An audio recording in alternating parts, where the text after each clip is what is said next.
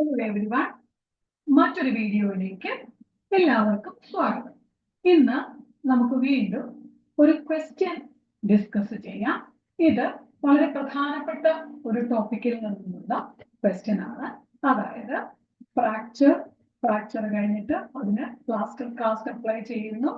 അപ്പോൾ ഈ plaster cast apply ചെയ്ത ഒരാളിന്റെ ഫോറാമിനെ പറ്റിയാണ് ഈ question.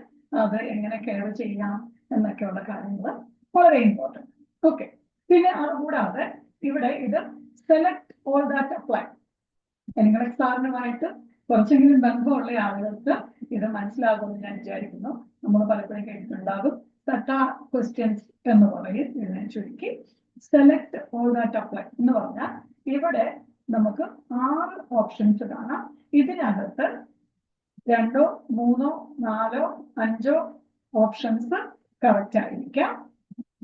More than one, anyway more than one. അതുകൊണ്ടാണ് സെലക്ട് ഓൾ ദാറ്റ് അപ്ലൈ എന്ന് പറഞ്ഞ് ചോദിച്ചിരിക്കുന്നത്. എന്തായാലും നമുക്ക് ഈ ക്വസ്റ്റ്യനിലേക്ക് ഒന്ന് പോകാം. എന്നിട്ട് നമുക്ക് ഓപ്ഷൻസ് വായിക്കാം. പിന്നെ എങ്ങനെയാണ് സെലക്ട് ചെയ്യേണ്ടത്. അപ്പോൾ സെലക്ട് ചെയ്യുമ്പോൾ ഓരോ ഓപ്ഷനും സെലക്ട് ചെയ്യുമ്പോൾ അല്ലെങ്കിൽ ഓരോ ഓപ്ഷനും വായിക്കുമ്പോൾ whether to select it or not, select ചെയ്യണമോ വേണ്ടയോ എന്ന് എങ്ങനെ തീരുമാനിക്കാം. ഓക്കെ, ഇങ്ങനത്തെ കാര്യങ്ങളെല്ലാം നമുക്ക് ഡിസ്കസ് ചെയ്യാം. അപ്പൊ ഇവിടെ ക്വസ്റ്റ്യനിലേക്ക് പോകാം. Which cast care instruction should the nurse provide to a client who just had a plaster cast applied to the right arm? Which cast care instructions should the nurse provide? എന്തൊക്കെ instructions regarding cast care ആണ് നമ്മൾ ഒരു nurse ഒരു പേഷ്യന്റിന്, client, നമ്മൾ സാധാരണ patient എന്ന വാക്ക് അങ്ങനെ ഉപയോഗിക്കാറില്ല, ക്ലയന്റ് എന്ന വാക്കാണ് ഉപയോഗിക്കാറുള്ളത്. അപ്പോൾ ക്ലയന്റിനോട് താഴെ പറയുന്നവയിൽ എന്ത് കാസ്റ്റ് കെയർ ഇൻസ്ട്രക്ഷൻസ് ആണ് നേഴ്സ് കൊടുക്കേണ്ടത്? ആ പേഷ്യന്റിന് just had a plaster cast apply, ഇപ്പൊ പ്ലാസ്റ്റർ കാസ്റ്റ് അങ്ങ് ഇട്ടിട്ടേ ഉള്ളൂ. ഓക്കെ, ഇനി സെലക്ട് ഓൾ ദാറ്റ് അപ്ലൈ എന്ന് പറഞ്ഞാൽ ഇതിനകത്ത് ഒരു ഓപ്ഷൻ മാത്രമല്ല കറക്റ്റ്, പല ഓപ്ഷൻസ് കറക്റ്റ് ആയിരിക്കും. അപ്പൊ നമ്മൾ വളരെ കെയർഫുള്ളി ഓരോ ഓപ്ഷൻസിനകത്തൂടെ പോവുക.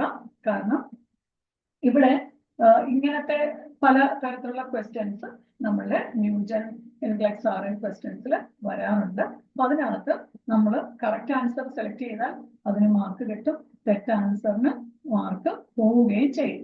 ഓക്കെ, അപ്പൊ അതുകൊണ്ട് വളരെ ശ്രദ്ധയോടെ വേണം ചെയ്യാൻ.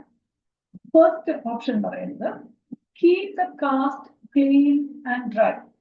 ഇപ്പൊ ജസ്റ്റ് ഇട്ടിട്ടേ ഉള്ളൂ എന്ന് പറയുമ്പോൾ നമ്മളങ്ങനെ പ്ലാസ്റ്റർ കാസ്റ്റ് ഇട്ട ആളുകളെ കണ്ടിട്ടൊക്കെ ഉണ്ടെങ്കിൽ ഒന്ന് ചിന്തിക്കുക.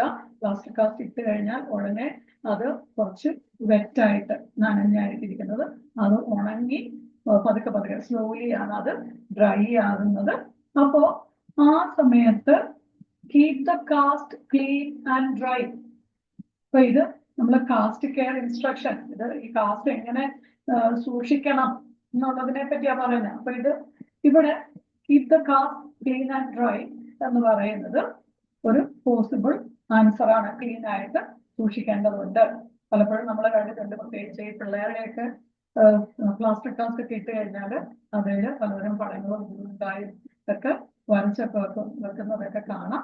എന്നാലും അതിനകത്തേക്ക് ഒത്തിരി എന്തെങ്കിലും ചെളിയോ അല്ലെങ്കിൽ ഒക്കെ ഒന്നും അകത്തേക്ക് പ്രവേശിക്കാതിരിക്കാൻ സൂക്ഷിക്കേണ്ടതാണ്.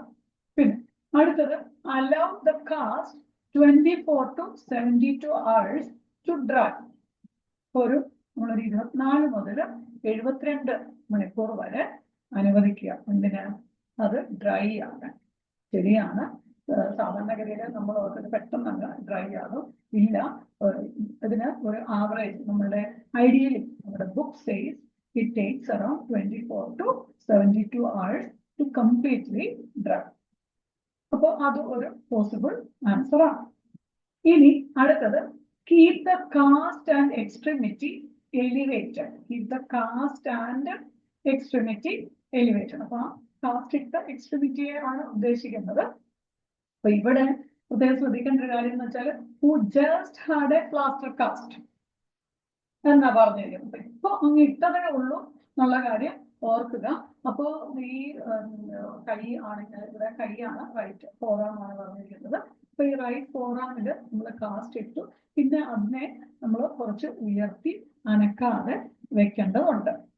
ഓക്കെ, അപ്പൊ ഉയർത്തി വെക്കുന്നത് എന്തിനാണെന്ന് ചോദിച്ചാൽ ഫ്രാക്ചർ ഉള്ള ആമാണെങ്കിൽ സ്വാഭാവികമായിട്ടും എഡിമ ഒക്കെ ഉണ്ടാകാനുള്ള സാധ്യതയുണ്ട്. അപ്പൊ അങ്ങനെ എന്തെങ്കിലും എഡിമ ഒക്കെ ഉണ്ടെങ്കിൽ അത് റെഡ്യൂസ് ചെയ്യാനായിട്ട് നമ്മൾ ഇത് എലിവേറ്റ് ചെയ്ത് വെച്ചാൽ സഹായകരമാണ്. ഇനി അടുത്തത് പറയുന്നത്, അപ്പൊ അതുകൊണ്ട് അതൊരു പോസിബിൾ ആൻസർ ആണ്. ഇനി അടുത്തത് പറയുന്നത് expect tingling and numbness in the extremity.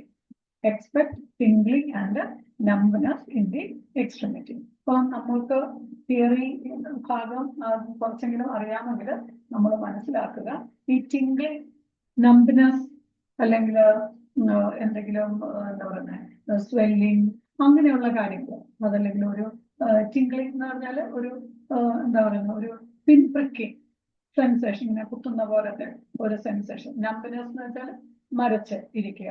അപ്പൊ ഇത് ഒന്നും ഒരു നോർമൽ ആയിട്ടുള്ള കാര്യങ്ങളല്ല. ഓക്കെ, നമ്മുടെ ന്യൂറോ വാസ്കുലർ സ്റ്റാറ്റസിൽ എന്തെങ്കിലും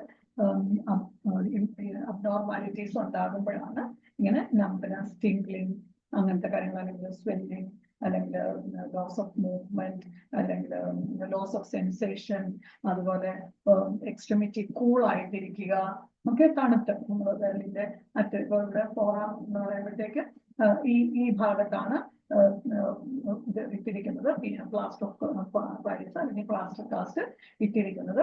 അപ്പോൾ നമ്മൾ ഈ ഫിംഗേഴ്സ് അതൊക്കെ മൂവ് ചെയ്യാനൊക്കെ പറ്റുന്നുണ്ടോ എന്നൊക്കെ ശ്രമിക്കണം. അതുപോലെ ഫിംഗേഴ്സിൽ എന്തെങ്കിലും ലോസ് ഓഫ് സെൻസേഷനോ, അതുപോലെ എന്തെങ്കിലും പിൻ പ്രിക്കിംഗ് സെൻസേഷൻ, ടിംഗ്ലിംഗ്, അതുപോലെ നംബ്നെസ് ഇങ്ങനെ മരച്ചിരിക്കുന്നു, അല്ലെങ്കിൽ ഭയങ്കരമായിട്ട് പെയിൻ ആയിട്ടിരിക്കുന്നു, പാലർ, പിന്നെ അതുപോലെ സെൻസേഷൻ ഇല്ല, അതല്ലെങ്കിൽ എക്സ്ട്രീമിറ്റി ഭയങ്കര തണുത്ത് ഇരിക്കുന്നു. അപ്പൊ ഇതെല്ലാം അബ്നോർമൽ ആണെന്ന് ഓർക്കുക. നമുക്ക് ഇപ്പൊ സാധാരണഗതിയിൽ നമുക്കറിയാം കുറച്ചൊരു വാം ആയിട്ടിരിക്കണം അല്ലെ. അപ്പൊ ആ വാംത്ത് കാണിക്കുന്നത് സർക്കുലേഷൻ അവിടെ നമ്മുടെ ഫിംഗർ ടിപ്പ് വരെ എത്തുന്നുണ്ടെന്നാണ്. അപ്പൊ അത് വളരെ പ്രധാനമാണ്. പിന്നെ അപ്പൊ അതുകൊണ്ട് എക്സ്പെക്ട് ടിംഗ്ലിംഗ് ആൻഡ് നംബ്നെസ് എന്ന് പറഞ്ഞാല് അതും എക്സ്പെക്ട് ചെയ്യാൻ പറ്റത്തില്ല. ഓക്കെ, അത് എക്സ്പെക്ട് ടിംഗ്ലിംഗ് ആൻഡ് നംബ്നെസ് എന്ന് പറഞ്ഞാൽ അത് ഉണ്ടാകും, യു എക്സ്പെക്ട് ഇറ്റ് എന്നാണ് അർത്ഥം. പക്ഷെ അത് തെറ്റാണ്. ഇനി അടുത്ത ഓപ്ഷൻ പറയുന്നു, use a hair dryer set on a warm to hot settings to dry the cast.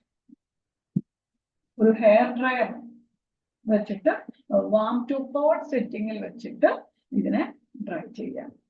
പക്ഷെ ഒരിക്കലും നമ്മുടെ കാസ്റ്റ് അങ്ങനെ ഡ്രയർ ഉപയോഗിച്ച് ഉണക്കരുത്.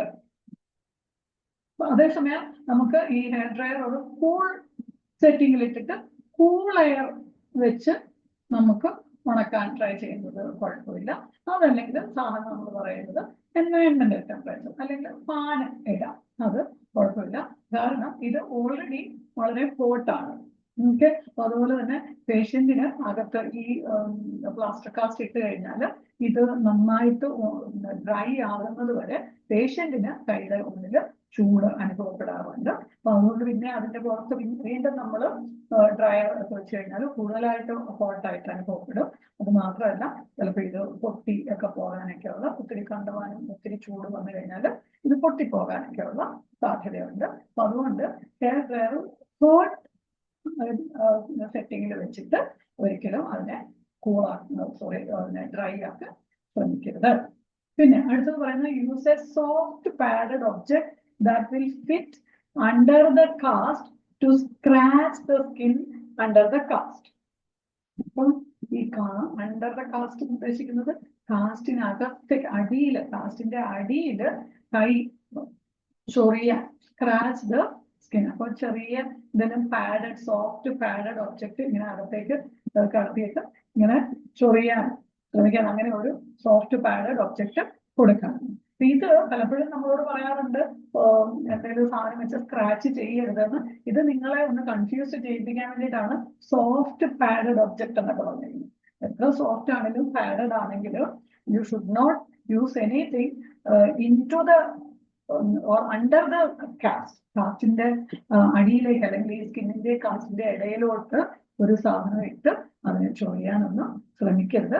കാരണം എന്താണെന്ന് വെച്ചാൽ അവിടെ നമ്മൾ എത്ര സോഫ്റ്റ് ആയിട്ടുള്ള സാധനം ഇട്ടാലും അവിടെ ചിലപ്പോൾ ചില സ്ക്രാച്ചസ് ഒക്കെ വരാനുള്ള സ്കിൻ എക്സ്പോറിയേഷൻ വരാനുള്ള സാധ്യതയുണ്ട്. സ്കിൻ ബ്രേക്ക് ഡൗൺ എന്നുള്ള സാധ്യതയുണ്ട്. പിന്നെ അവിടെ നമുക്കറിയാം അവിടെ അധികം കാറ്റും വെളിച്ചമൊന്നും കയറി വരാത്തത് കൊണ്ട് അവിടെ ഇൻഫെക്ഷൻ ഒക്കെ ഉള്ള സാധ്യത കൂടുതലാണ്. അപ്പൊ അതുകൊണ്ട് ഒരു കാരണവശാലും അങ്ങനെ ഇപ്പൊ ചില ആൾക്കാരൊക്കെ ഇങ്ങനെ യൂസ്കിലി ഒക്കെ ഇട്ട് ചൊറിയാനൊക്കെ ശ്രമിക്കുക. അല്ലെങ്കിൽ മറ്റെന്തെങ്കിലുമൊക്കെ സാധനങ്ങളൊക്കെ കാരണം അവിടെ ഒരു ഇച്ചിങ് സെൻസേഷൻ ഉണ്ടാവാം.